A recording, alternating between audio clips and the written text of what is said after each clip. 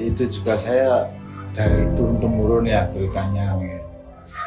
Desa Tanjung Sari ini kan awalnya gabungan dari 3 desa yang lama.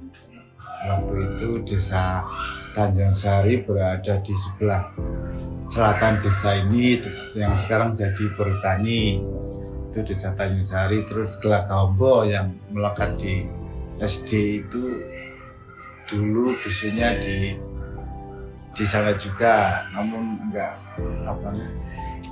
ada jarak lah dengan desa Tanjung Sari itu kurang lebih 2 kilometer. Terus satu dusun lagi, dusun Gendol itu berada di sebelah timur desa ini. Tahun 1974 itu pindah di desa Tanjung Sari Baros ini. Waktu itu pengajuan tahun 1972 dengan alasan memudahkan transportasi ataupun di samping itu juga desa yang lama rawan dengan bencana.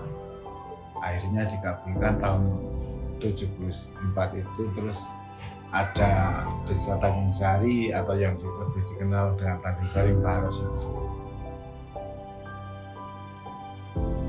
Ya, untuk mata pencarian pada umumnya di desa ya petani lah, sebagian besar petani, mayoritas petani kopi. Ada beberapa yang nanam jagung. Kegiatan-kegiatan di desa berkaitan dengan adat budaya juga seperti desa. Terus ya itu semacam seperti desa itu ada selamatan atau genduren itu masih ada di desa. Di Tanjung Sari itu ada 6 kelompok tani, dan di dalamnya kelompok tani itu ada kepengurusannya sendiri, dari ketua sampai sekretaris bendahara. Terus tergabung jadi kepengurusan kelompok tani itu untuk penjembatan antara kelompok tani dengan seperti dinas pertanian yang ada di kecamatan, yang di kabupaten, itu melewati kepengurusan kelompok tani itu. Kelompok tani itu sebetulnya berdirinya sudah lama, tapi yang dikukuhkan oleh Pak Pelum itu 2012 kalau tidak salah. Terbentuk dari 6 kelompok. Kalau dulu sebelum tahun 2012 itu cuman ada 1 kelompok dalam desa Tanjung Sari, tapi 2012 itu dipecah menjadi 6 kelompok.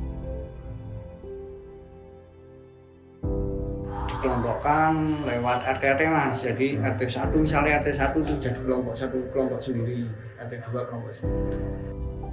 Karena desa Tanjung Sari kan ada 6 RT, nah, terus itu dibagi dijadikan 6 kelompok. Komunitas utama kalau di desa Tanjung Sari itu kopi sama kalau tanaman pangannya jagung. Tapi untuk jagung paling berapa persen yang ada di tanah bengkok itu sekitar 30-an hektar itu untuk tanaman jagung.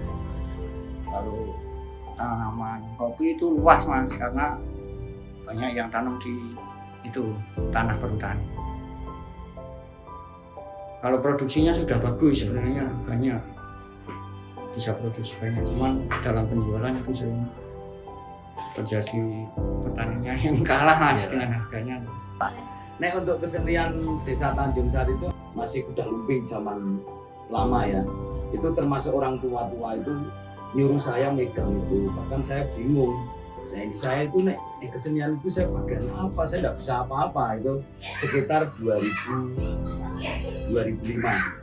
Nah, setelah saya megang di kesenian, alhamdulillah kesenian itu minta ada kreasi lah. Itu awal mulanya kreasi itu saya isi leak itu. Dulu itu leak Baros itu sangat terkenal di sini. Bahkan waktu itu tahun berapa ya? Tahun 2010 sampai berapa itu booming. Jadi tiap ada hampir tiap hari saya harus pentas karena ada job, bahkan berebutan toh. Bahkan saya sampai dilarang sama pihak kecamatan karena tidak boleh ada kreasi yang sistem kayak Bali.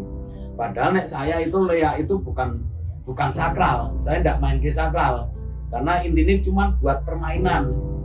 Intinya biar eblek itu ada kemajuan itu apa. Nah, saya ngadakan leak, bahkan ngadakan kesenian massal.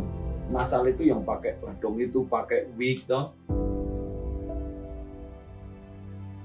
Bikinan orang-orang dulu yang ngasih nama itu.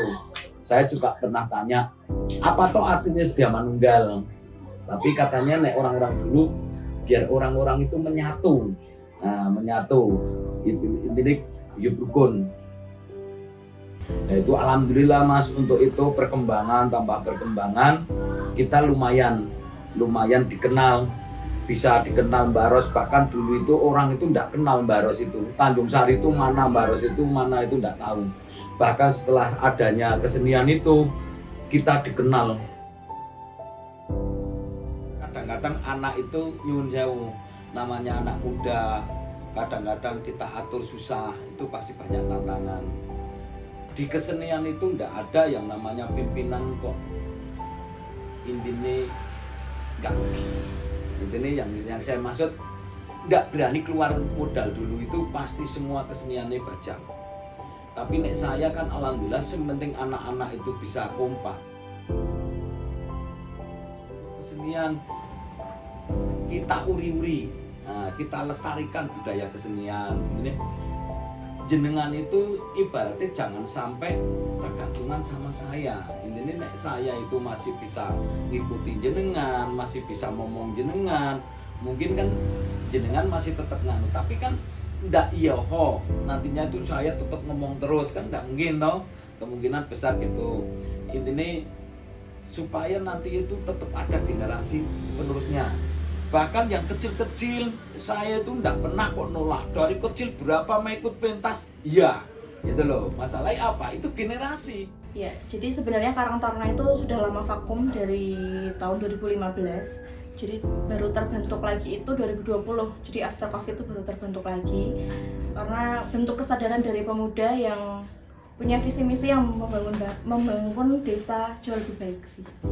Kalau totalnya itu ada 100 pemuda di sini, 100-an pemuda, tapi yang aktif menjadi pengurus itu sekitar 20-an orang. Dari kegiatan-kegiatan yang sudah dilalui itu banyak sekali pemuda yang kreatif. Jadi kegiatan-kegiatan yang diikutin itu alhamdulillah banyak menarik anak-anak muda yang ikut serta gabung gitu. Di Karang Taruna itu ada bidang olahraga, seni, terus di olahraga sendiri itu kita ada sepak bola, ada voli, terus di seni itu kita ada kuda lumping. Jadi kalau ada tanggapan gitu kita pasti tiap hari itu kadang latihan. Kita anak muda ya, kita generasi Gen Z yang terkenal mungkin malesan gitu kan. Tapi kita membuktikan bahwa Gen Z itu tidak hanya sekedar malas-malasan, tapi kita aktif dan kreatif gitu.